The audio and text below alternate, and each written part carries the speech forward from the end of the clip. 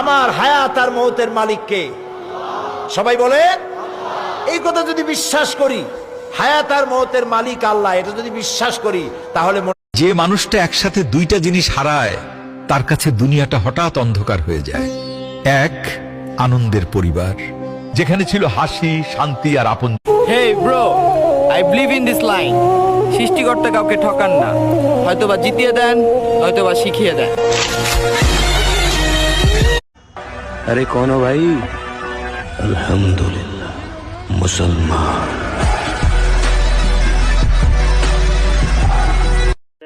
যেখানে তোমার রব ইবলিশের দোয়া পর্যন্ত ফিরিয়ে দেননি, সেখানে তুমি কেন হতাশ হচ্ছ?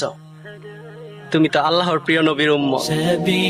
তুমি মসজিদে না গেলে কি হবে? মসজিদের খাট একদিন ঠিকই তোমার বাড়িতে যাবে।